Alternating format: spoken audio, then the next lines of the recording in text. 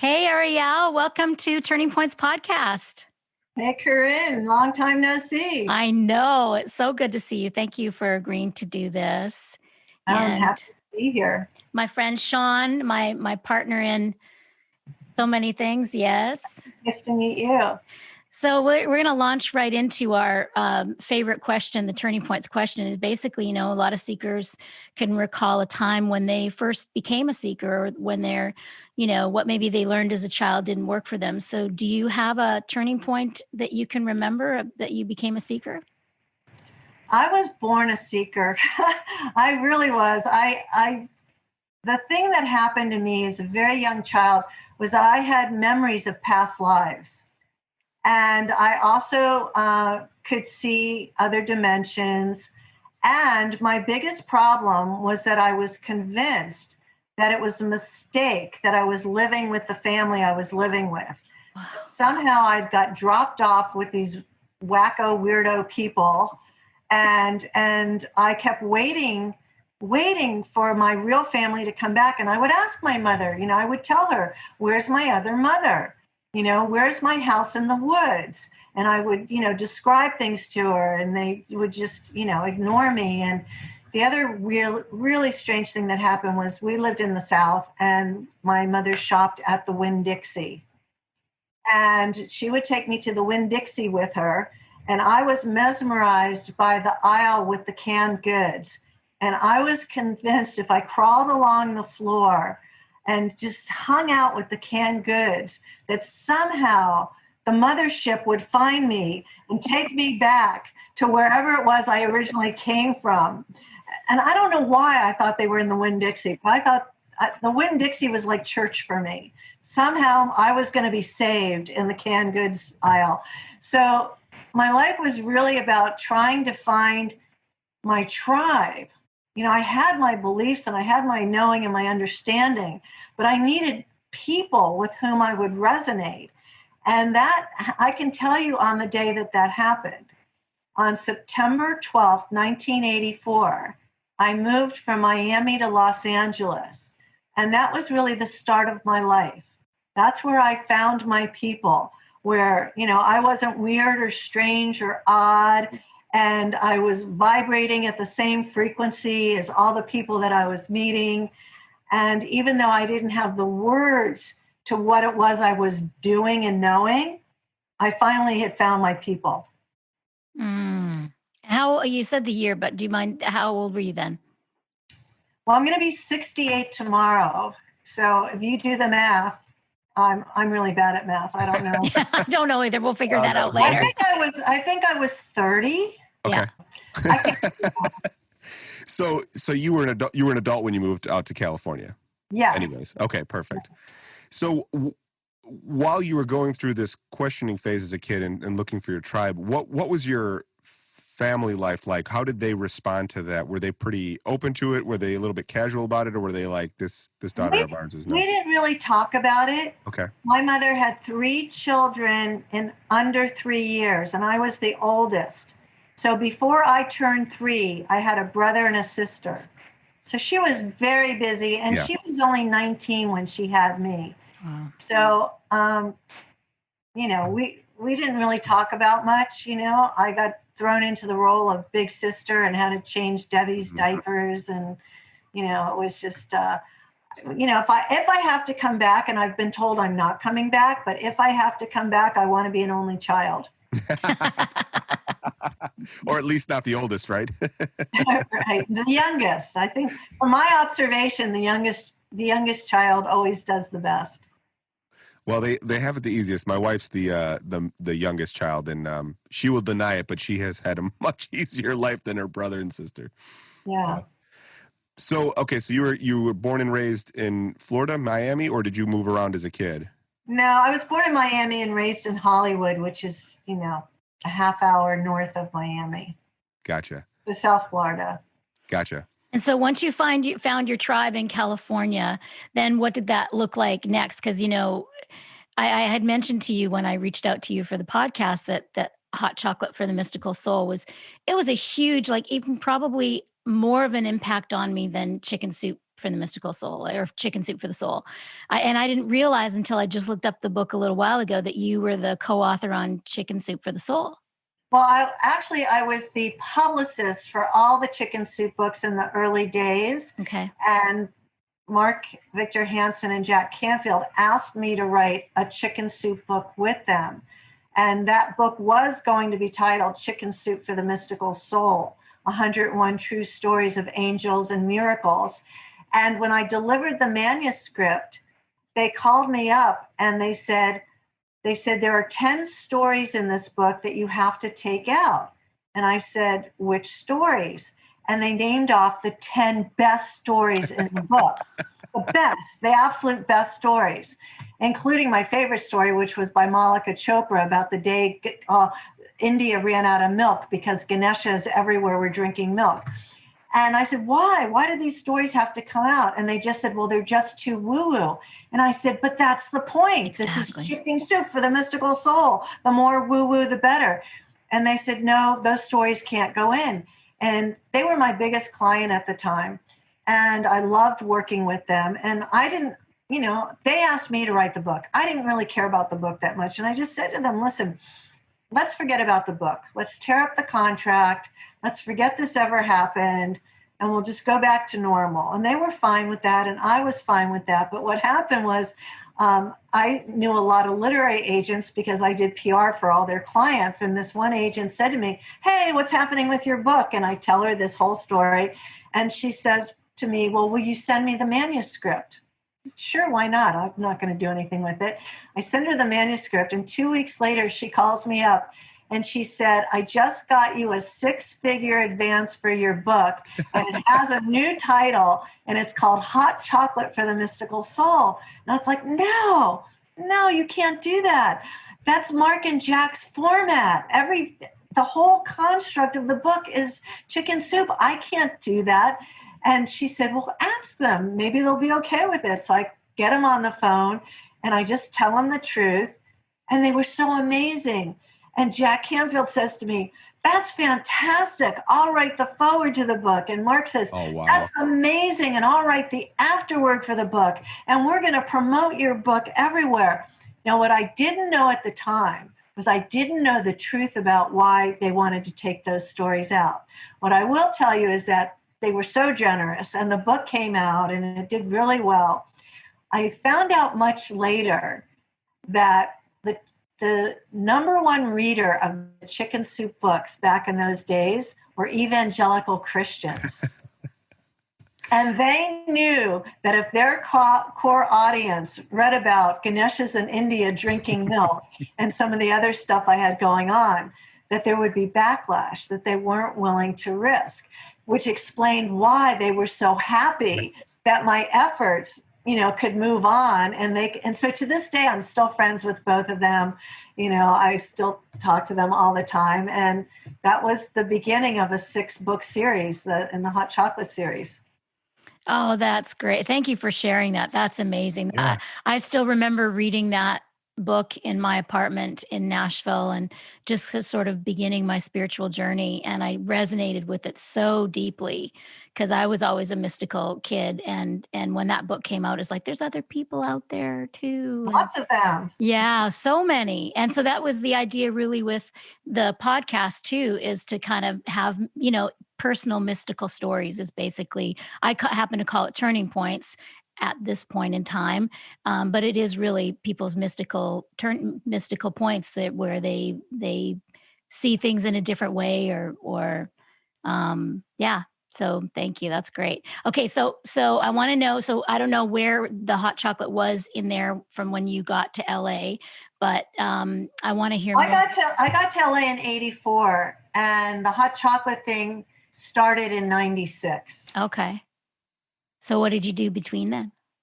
I was up to all kinds of stuff. I started my PR firm in the late 80s, and I ended up specializing in representing spiritual and self-help authors, doing all their publicity and marketing. So I had this pretty impressive client list of people who weren't famous when I met them, but we got famous together. Deepak Chopra Wayne Dyer, Louise Haye, Marianne Williamson, Miguel Ruiz, Neale Donald Walsch, Dean Ornish, Gary Zukav, my sister, Debbie Ford, and others whose names I can't even think of right now. So I had this niche that I pretty much owned and dominated for quite a long time because it matched my personal interests. You know, I love making money, but I wasn't in business necessarily to make money. So I turned down a lot of authors. The only authors I took were the ones whose book I thought other people needed to read. Yeah. Well, the books had changed my life, therefore I would represent them. So there were some famous people I turned down whose names I'm not going to mention because I didn't resonate with their frequency or their message. And it was fun for a long time until December of 2004 when I woke up one day and decided I was done and I closed it all down. Wow. So when you were in the early stages of having that publicity company and the marketing for this, pretty, you know, even now it's a pretty niche. Well, I don't know how that plays into the, you know, the world global publishing genres, but at the time that was a pretty small market of, you know, people weren't into the mystical, you know, seeking spiritual books. Sort of the fun thing about it. Like when I started working with Deepak, which might have been 1992 or 93. Wow. So he had 2 books out. One was self-published. And the other one had been self-published and then found a publisher. So he was sort of had in the TM world, he was sort of known, but he was not on the national stage yet. And I remember calling my contact at Newsweek one day, you know, doing this pitch on this medical doctor who taught Ayurvedic medicine. And I said his name and the guy says to me, 6-pack who? I or what? What are you talking about? Why are you wasting my time? And it was somebody I knew really well, and I still know today. And I just said to him, I said, listen, Trent, I said, let me tell you a story. And I'm going to tell you my personal story. My stepfather is chief of staff of a major metropolitan hospital in South Florida. He went to Penn. He's an Ivy League party line AMA medical doctor.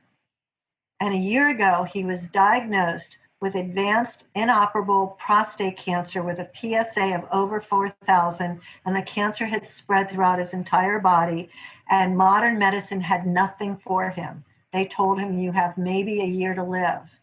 And he sat down with my sister and I, we called him Doc, and he told us his diagnosis and what it was. And he said, you know, you girls are into some weird stuff. If you were me, what would you do? And Debbie said, well, I think you should read Louise Haye's book, You Can Heal Your Life, and think about how your thoughts and beliefs might be impacting your health. And I said, well, I'm working with this new guy named Deepak Chopra who teaches meditation. You should learn to meditate. And he said, I have nothing to lose. I'll do whatever you want. He read Louise. Deepak happened to be speaking in Palm Beach. And since I had total access to him, it's like, I need you to come to Hollywood, Florida and teach my stepfather how to meditate, which he did, you know. And then my stepfather decided that he wanted to go on a macrobiotic diet. Anyway, 45 days later, he was 100% healed. His PSA was 1.2. There was no cancer anywhere in his body, and he lived another 10 years. Holy So I told my Newsweek contact that story that I just told you, and we got the story. You know, that's how I got Deepak into Newsweek. And so, you know, I leveraged that story forever. It's like, Doc, thank God you got sick. Thank God you got better because you're helping me launch this really crazy stuff called meditation and Ayurvedic medicine. So what you know, you said it was your interest in these specific topics, but you know, what was your motivator? I mean, you have this story, but you know, before you have a story like this, where you know your stepfather was dramatically healed by not modern medicine.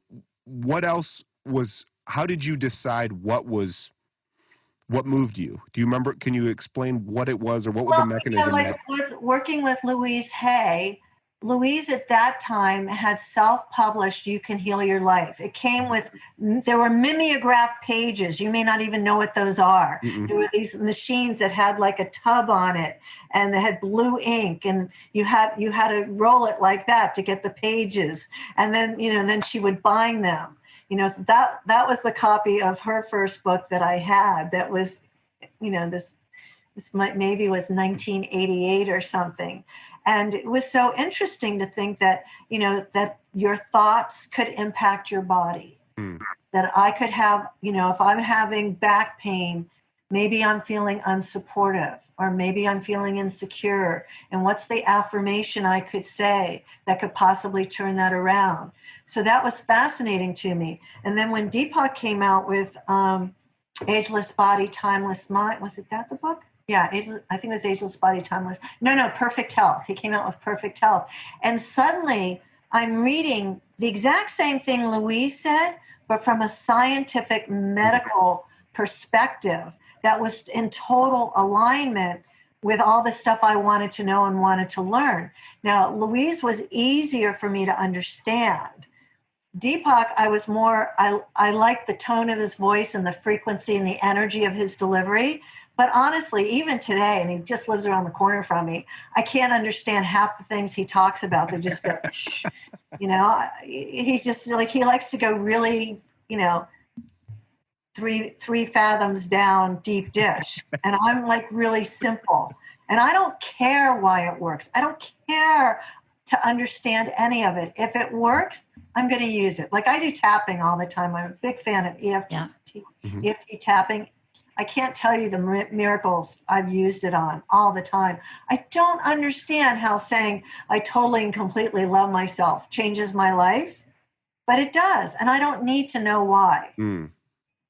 Isn't that interesting? Some people really need to know why. It's those scientific minds. They need to figure that out. I'm the same as you, Arielle. I don't need to know why either. I love the mystical. I can stay there. I don't need to figure it out at all. Sean's a little bit more analytical. Hey, Sean. Well, I ride the line. That's an interesting. It's interesting to me. You have a trust in that process for yourself. Both of you, actually. I've known Corrine for 10 years. You have a trust in this works for me. I've tested it on myself.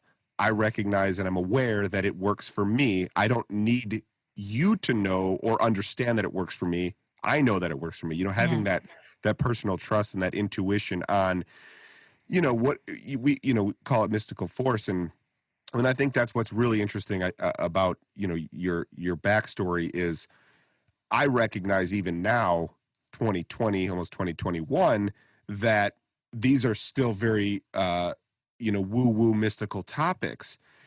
Late 80s, early 90s, midnight, these were very, taboo, woo-woo topics. And I guess I find it fascinating that you seem to integrate into that world and were, not just an advocate, but very instrumental in kind of breathing life into a lot of these, newfound discoveries and ways to be and ways to think and be in life. Well, my belief is that one of my major talents is that I can spot talent.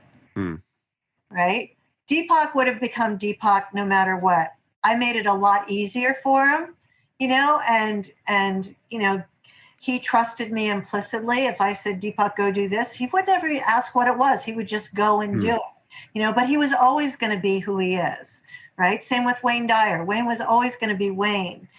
But, my ability was to see that I could sort of parent them along the way, and that's why when I shut my business down in December of 2004, I did it, because I was, I had a lot of good reasons, but one of the real reasons I did it was because I always believed that I had sacred contracts with all of my clients. And I had completed my final sacred contract with the final author that I was working with. And even though I could have all the business that I wanted, because I was really pretty much number one in the country at what I did at that time, I was done. And I knew that I was done. Now, did I know what I was going to do next? Absolutely not. I did not have a plan B. Zero plan B. I walked into the office one day, gave everybody 2 weeks severance, chopped up the lease, went home and did not know what I was going to do. So, wow, that's bold to say the least. So what practice have you developed and, that got you to that point? You seem very content, and I imagine even at that moment you felt content. Do you have a meditation practice? What kind of a... Oh, I'm a terrible meditator. And I've been taught by the best. I don't meditate. And I can't. It's just, it makes me very anxious. What I do is I can do the heart math, heart lock-in techniques, and I can drop from my head to my heart and get into heart coherence. And some people would say that that's a meditation, but it's not, because I've taken my friends who can do the TM flying thing and I've hooked them up to heart math stuff, and they cannot get into heart coherence when they're meditating. It's different things. It's not the same. But to keep myself sane and balanced, I do a variety of things. I do heart math. I do the Sedona method. I take lots of aromatherapy baths. I go for walks. And the tapping is probably my greatest resource. But to answer your question, on the day that I shut the business down, I was terrified. Okay. Yeah, because I didn't know what was next. But I did have faith that until I made space for whatever was next to show up, whatever was next couldn't show up. Because when I had the PR firm, I was making 100 phone calls a day. I had no time to consider anything. So, the third day after I had no work, Deepak happened to call me and he said, I'm in San Juan, Puerto Rico, and I need you to come down here right away. I'm doing this project and I really need help. And it's a nonprofit and I can't pay you. I said, well, the good news is I've got plenty of time and I have a lot of miles on American. So, I'll come down for a couple of days. I ended up going down for 10 days. And when I got back, I still had no work. And I got a call from a best-selling author who I had never met, just randomly called. And he said, will you come to Ojai to meet with me? And I said, well, why? We had one friend in common. He said, I have a business proposition for you. It's for a startup, so there won't be any money up front. But if it takes off, you'll own a percentage of this company. And he goes, but I'm not going to tell you what it is over the phone. So Brian and I drove from San Diego to Ojai, which is, like a 4-hour schlep in traffic. We get to the home of Gay Hendricks. And Gay sits me down and he says, I want to start this company called the Spiritual Cinema Circle. And we go around and we find features and shorts and documentaries that have conscious and spiritual themes. And we put them on DVDs, and people pay us $20 a month to get the DVD to get enlightenment at home with these movies. And then he showed me some of the movies. And I said, okay, I got nothing else to do. And I've got nothing but contacts. I know every single self-help spiritual author on the planet. All of them have email lists. All of them like to make money sending things out, because there was a whole affiliate thing. This was before anybody knew what affiliate stuff was. I said, let's give it a try. Within 60 days, we were up and running at a profit. And Gay bought me a Lexus 450 hybrid as a bonus, like on, the 10th week. And we ended up selling the business 2 years later for $6 million. Wow. And wasn't that the birth of Gaia? So Gaium didn't exist yet. Gaium bought Spiritual Cinema Circle. Okay. And then Yurka was very excited to make Gaia. And he really wanted to acquire the library for Gaia.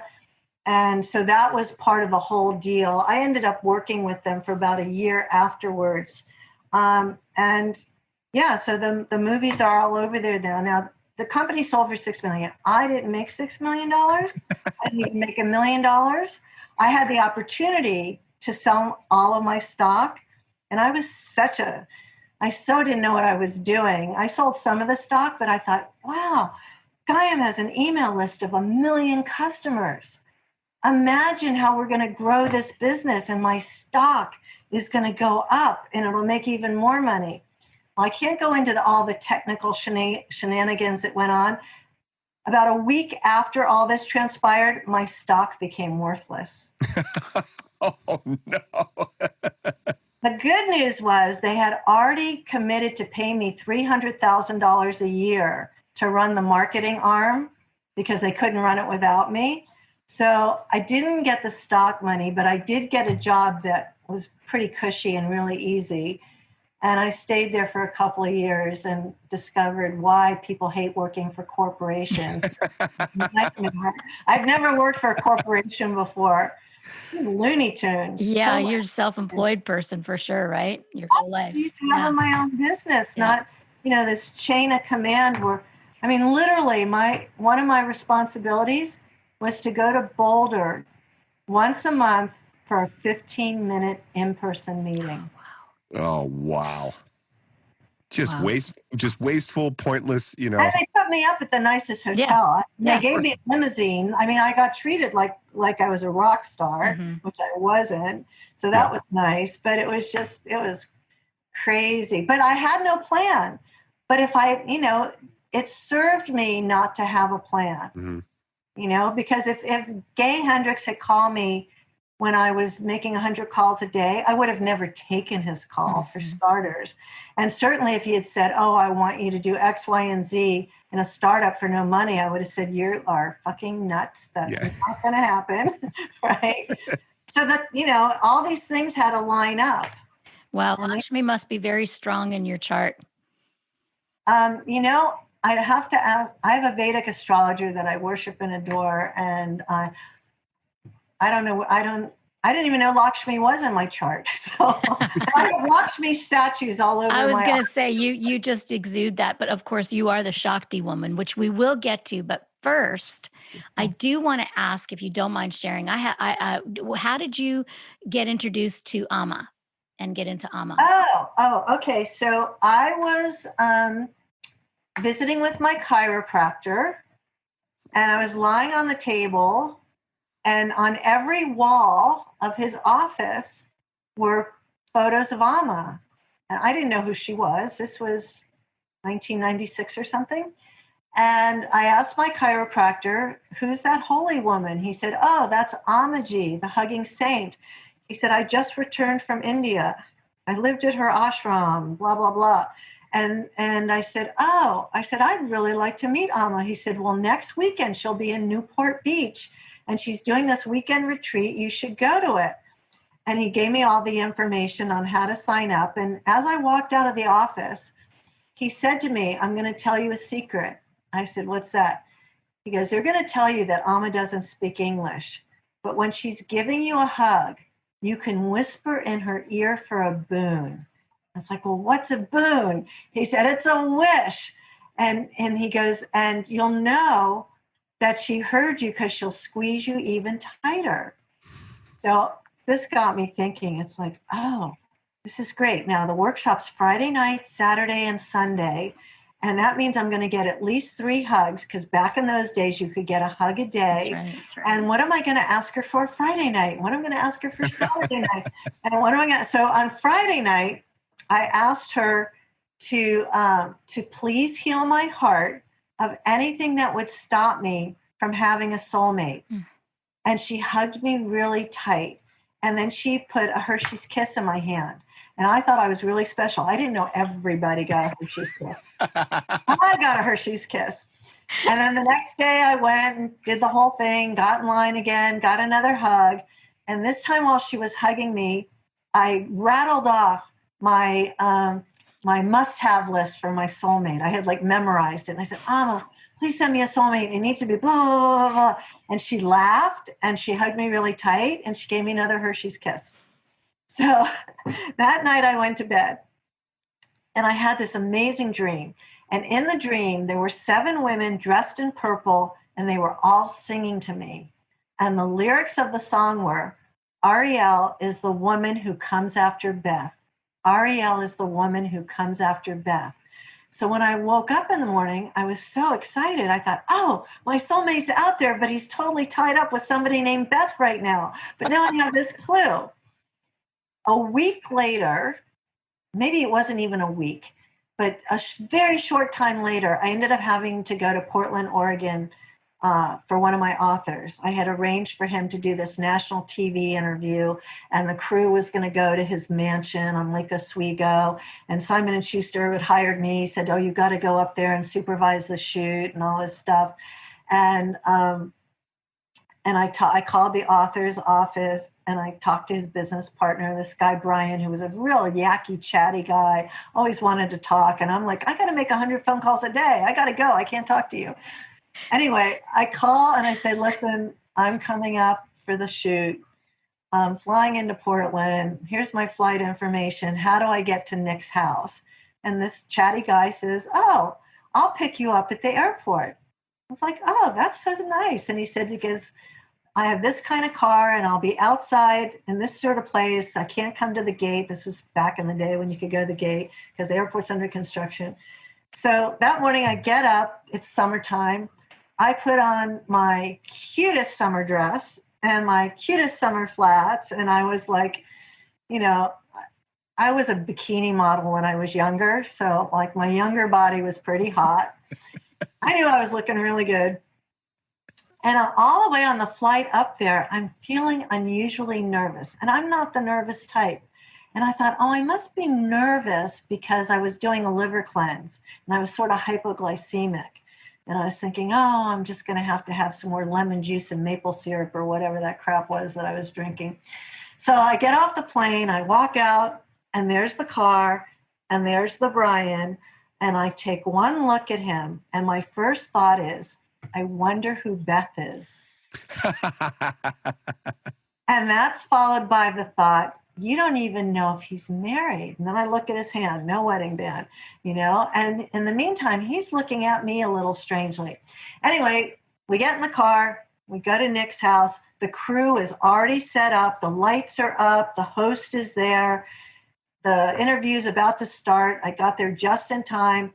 I sit down on this little bench and this Brian sits down next to me.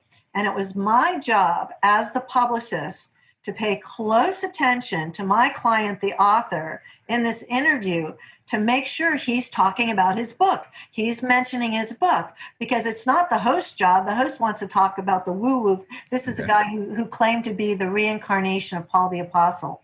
So he's, wanting to go on the woo-woo stuff. And anyway, so I'm sitting there and I'm not listening. I'm not listening because I've become obsessed with the shoulders of this Brian person sitting next to me. And he's wearing this red polo shirt. And all I can think of is how badly I want to massage his shoulders. And it gets so intense that I start to sit on my hands. So I'm sitting on my hands, trying to make this feeling go away. And while I'm sitting on my hands, this voice, and I've never heard a voice before, the voice says to me, "This is how it happens. This is who you're going to spend your life with." And now I'm really freaked out.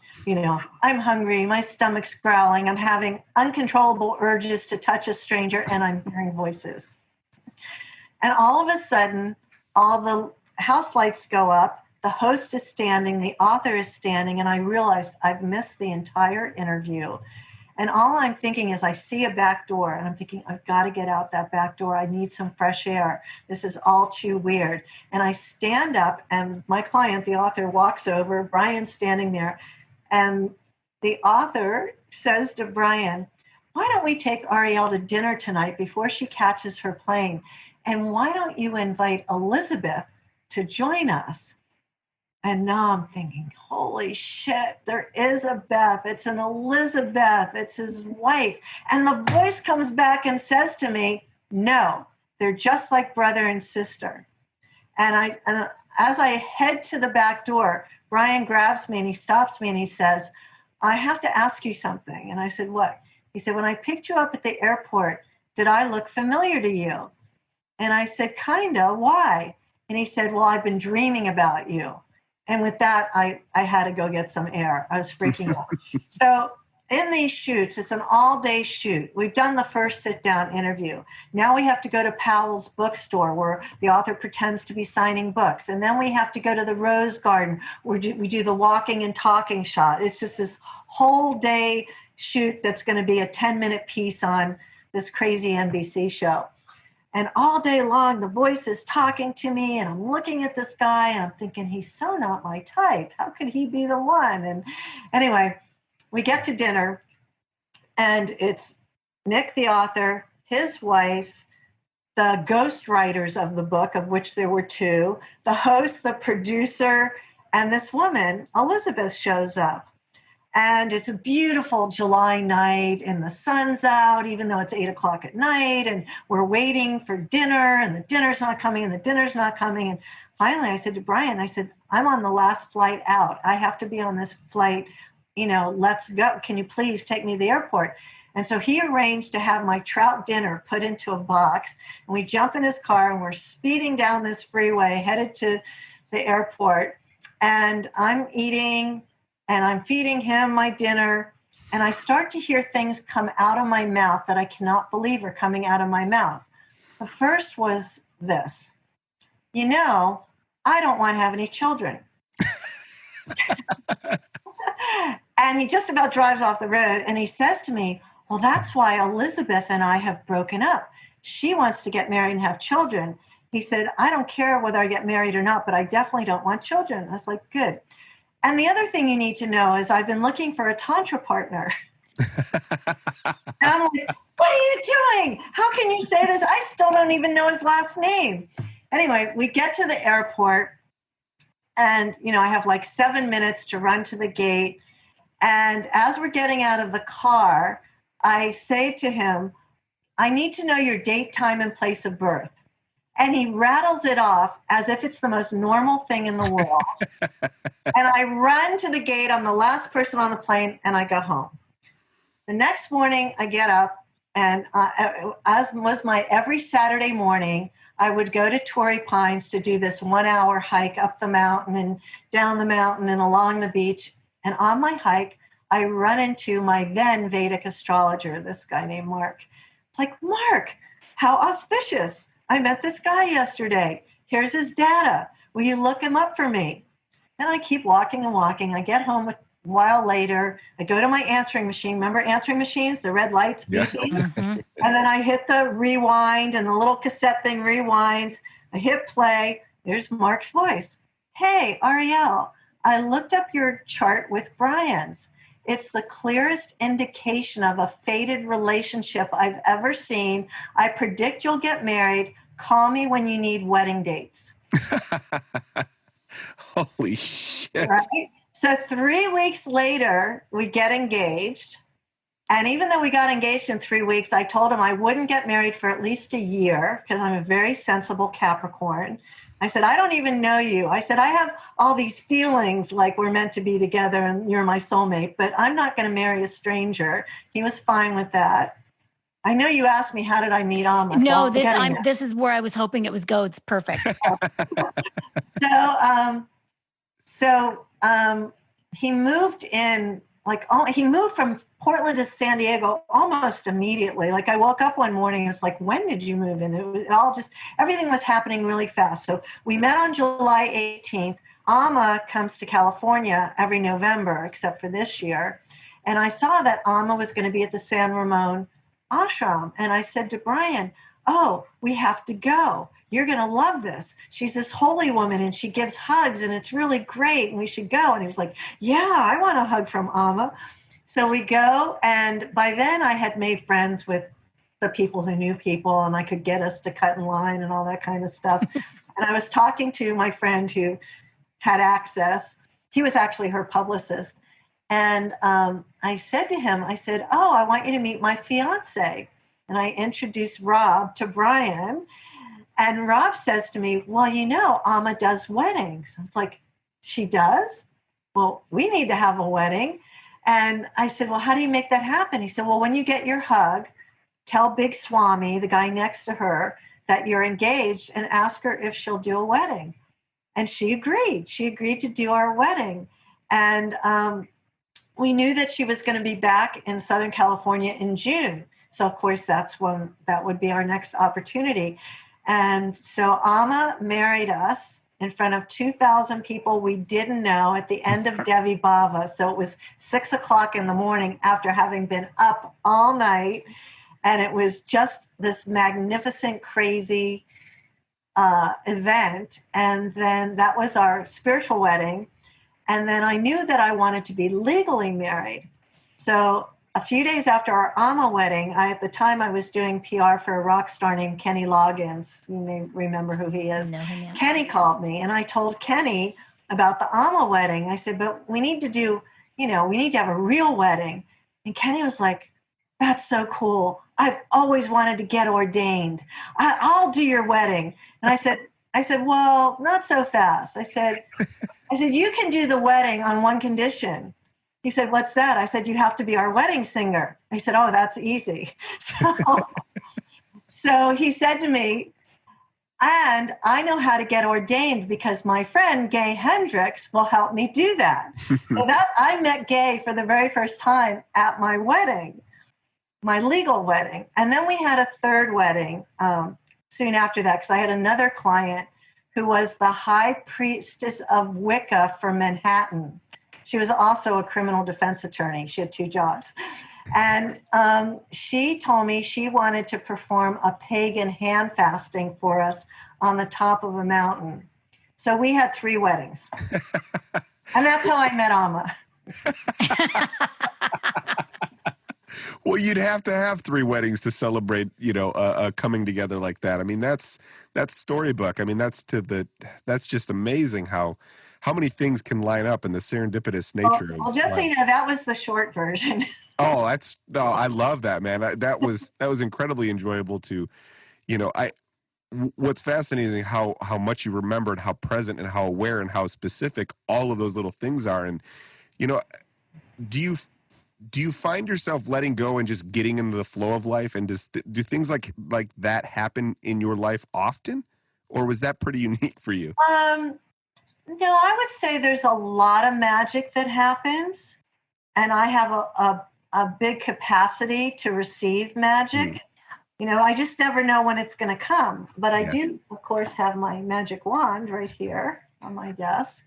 And I've got lots of accoutrement everywhere. But since COVID started, since lockdown began here in San Diego on March 15th, everything's changed. The way I live my life has totally changed, because before I would do a lot of long range manifesting. Oh, I want to go to Bora Bora. Okay, when would be a good time to go to Bora? And then I would do my little feelingizations, and I would work on. Now I live in 2-hour segments. I don't make any plans. It's impossible to make plans because you'll only get disappointed because nobody has any answers. And there's not one human being alive right now on the planet that can tell you anything for sure.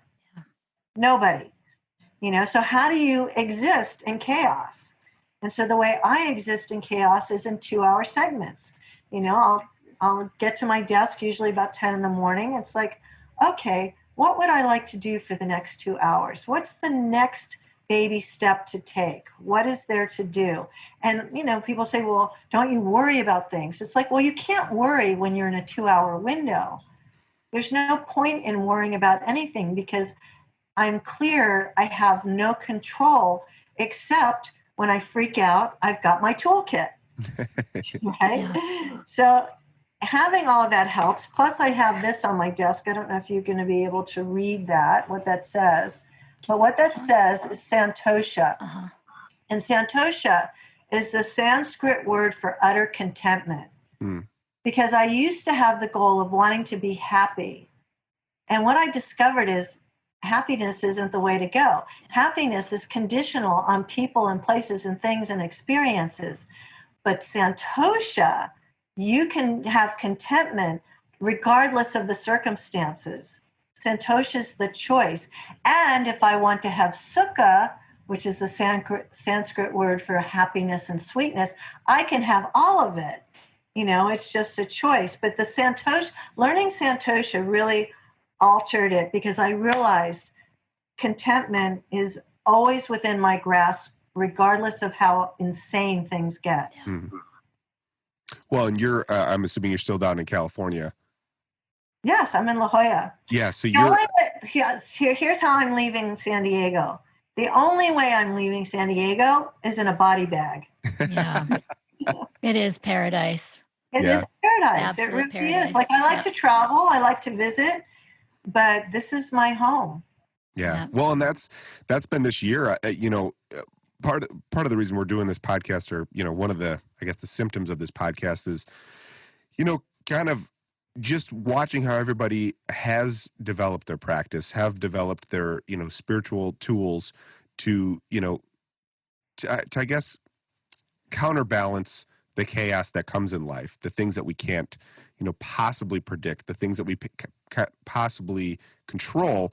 And what's interesting is this year is it's a massive global awareness of the fact that we can't control things and we don't know things and nobody's really in charge. That was, I think, one of the things that struck me, in mid 30s, naively, I assumed, because we have leaders, that there are people trying to figure out the best course of action for people on a whole. And that's not true necessarily. Well, and it's true. It's just they aren't the people in charge right now. I mean, Correct. let's remember, Obama had a pandemic cohort of people Yes. prepared and ready. Yeah. And that orange idiot decided to throw them out. Yeah. I won't say his name, but what we are experiencing a 7.3 billion person nervous breakdown. Yeah.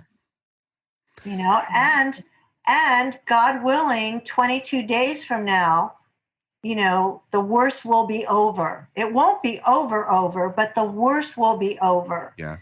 We still have to deal with the 72 million, QAnon crazy people out there who think the orange one is the second coming. I love it. Well, no, but you're right. I mean, and that's what's been very, I guess, nurturing and healthy doing this weekly is finding out that there are other people that have a practice, that have a way, that have questions, and kind of bridging the gap instead of everybody just being out in the ether. Kind of like you mentioned in the beginning of the podcast, where it's like, am I alone? Where's my tribe? Where are the people that feel the same, or at least feel in the way that I feel? Is there anybody out there that sees the world like I'm seeing it, or has this whole other dimension of experiences navigating you behind you? For me, the benefit of social media. Mm-hmm.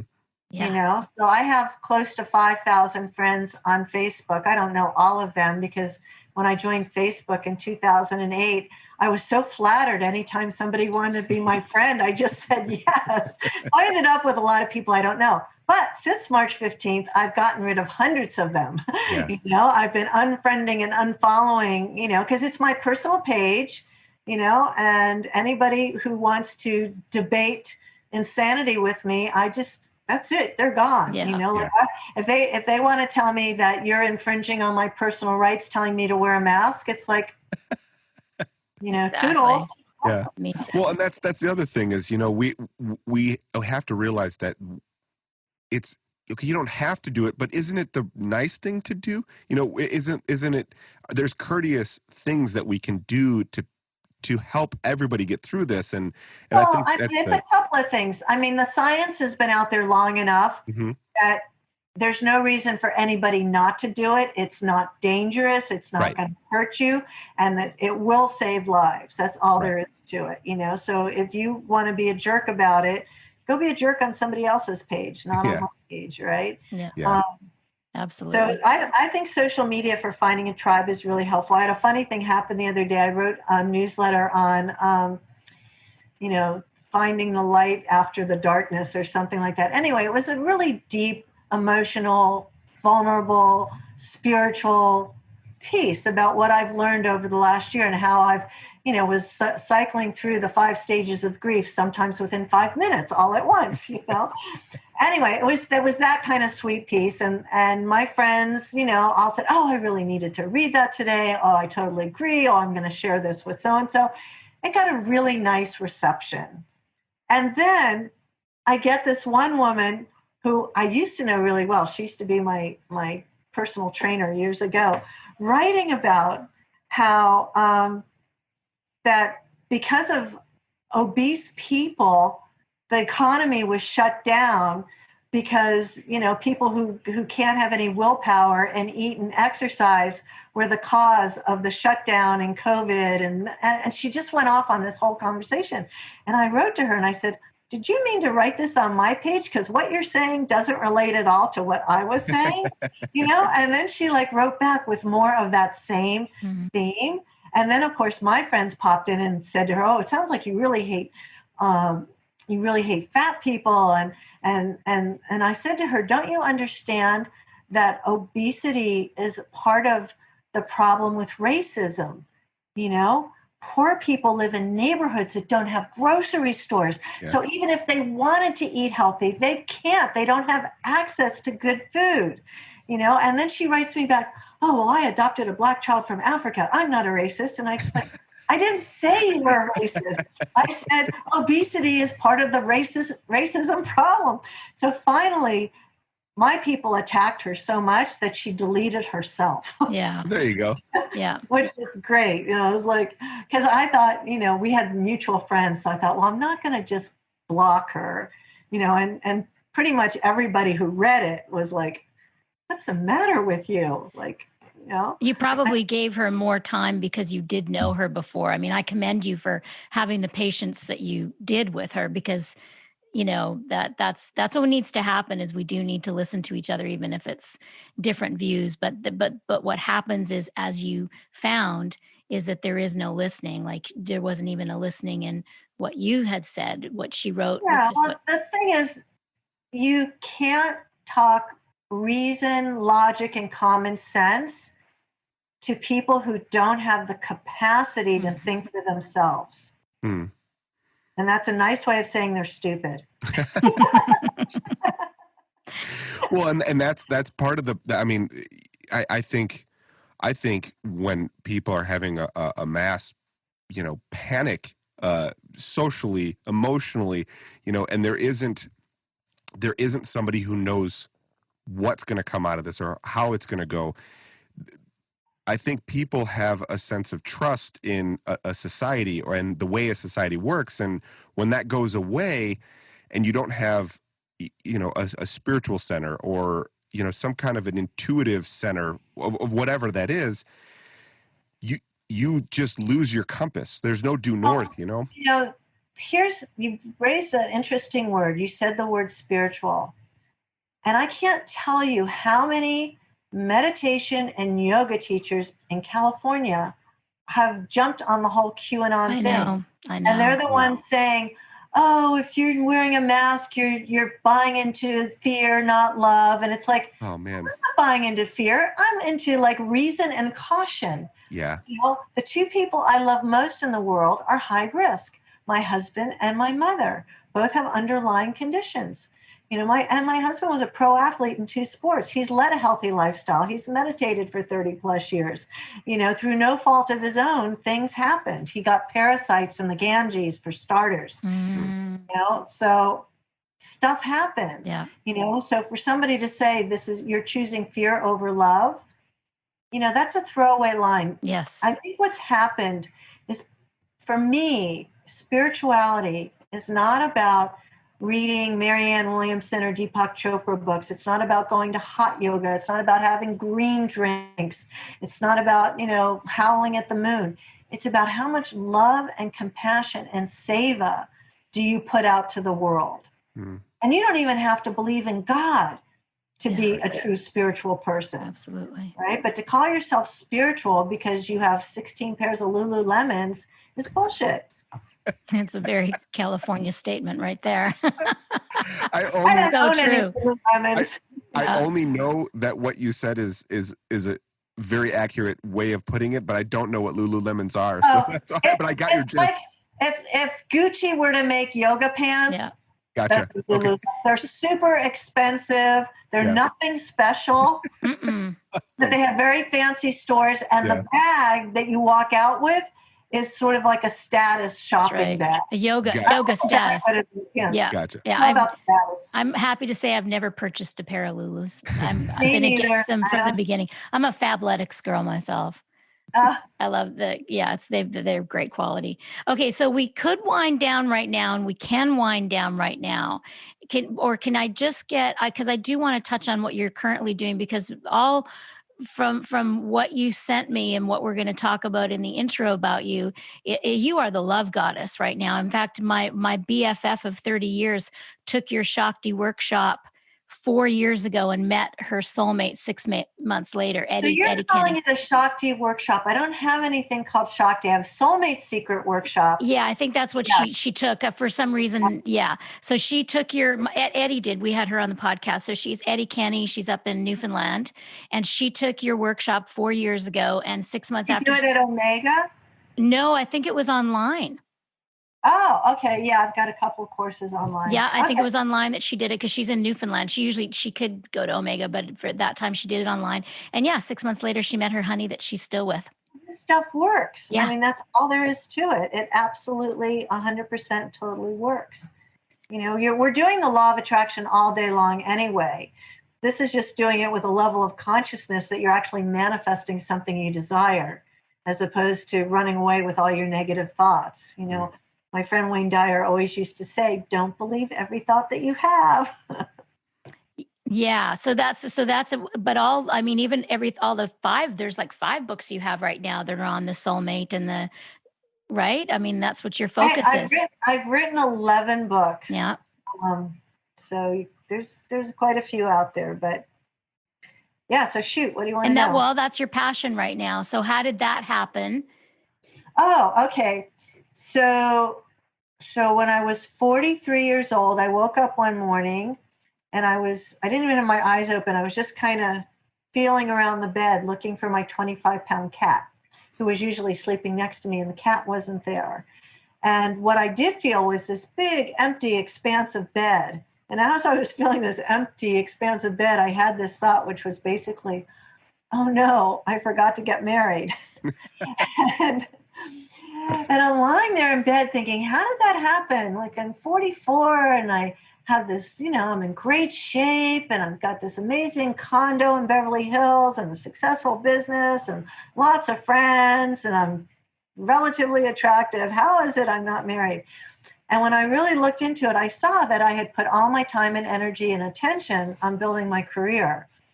And the only time I thought about men was at the same time every week. It'd be a Saturday night around 11 o'clock, and I'd be driving home from a gala, a party, a screening, and club, and I'd notice that I was all alone in my car. And I'd think, oh, I would have had so much more fun at the screening if I had a boyfriend. On Monday morning, I'm going to start working on my dating life. And then Monday morning would come and I'd get to the office and they're screaming at me, Good Morning America's on line 2 and Deepak's on line 3. And, and I'd be off and running and having really a great time. I loved my life until Saturday night at 11 o'clock, I'd be driving home alone again. So I at that point had been really mastering law of attraction stuff for quite a while and decided, well, I wonder if it'll work on my love life. Could I manifest a soulmate? And I wrote down 9 pages of notes of every prayer, process, and ritual I'd ever done to manifest all the other things in my life, from my client list to my sports car to my condo to my trips to Paris.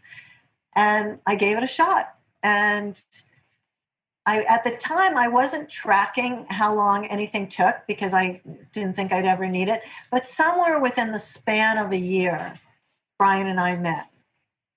And after we got married, I became the poster child for single women over 40. And they would always grab me and say, how do I get a Brian? How do I get a Brian? And so I would sit down and I would tell them the process. And then sometime later, they'd call and say, oh, it worked for me too. And so somebody had said to me, well, you should write a book. And at that point, I'd already written like 7 books. Like, oh, I don't want to write another book. But the internet was really starting to get hot. And someone said, well, why don't you make an internet product? I was like, well, what's that? They said, oh, you make a bunch of CDs and you record them, and then you write a workbook to go with the CDs, and then you put up a website, and then you send emails out. It's like, well, I know how to send emails out. I know how to market. So I created this thing called the Soulmate Kit, and it did pretty well. And then somebody at HarperCollins saw it and called me up and said, we want to turn this into a book. So that became The Soulmate Secret. And then, it took off. It's in 21 languages in 40 countries, and it still sells because it works. And that is this seems to be your current passion right now. Is that right? Well, I have multiple missions, but one of them is to teach people how to find love, keep love, and be love. One of them is I've just finished my first novel, and I'm in some revisions, and then my agent's going to sell it. I've got somebody else who wants to turn it into a Netflix series, so that's another big passion. And then tomorrow, in like 12 hours from now, I'm launching a huge mission in India called Girl Power Project India to reach the 100 million adolescent girls in India, to teach them the skills to stay in school, not get married young, not get pregnant, not be sexually abused, and what to do if somebody touches you the wrong way, social justice, and how to become an entrepreneur. And we have a very successful program that's been in Uganda for years, which we were just studied by the Texas A&M University, sent a team to study our Uganda project, and they just published the report in this big international journal. And we have like a 95% efficacy rate. Wow. So I'm launching that tomorrow. I need to raise $80,000 in the next 3 days. Woohoo! That will happen. You can do it. If anybody can, you can. Yeah. Well, thank you so much, Arielle. It's great to see you. It's great to hear the stories. Thank you so much for sharing your amazing stories and pieces of your life with us. It's just been such a joy. Beautiful. Oh, you're welcome. Well, if anybody listening is single and they don't want to be single, I have a free ebook on my website. It's a pop-up. So if you go to soulmatesecret.com, this thing pops up and it says free online dating guide.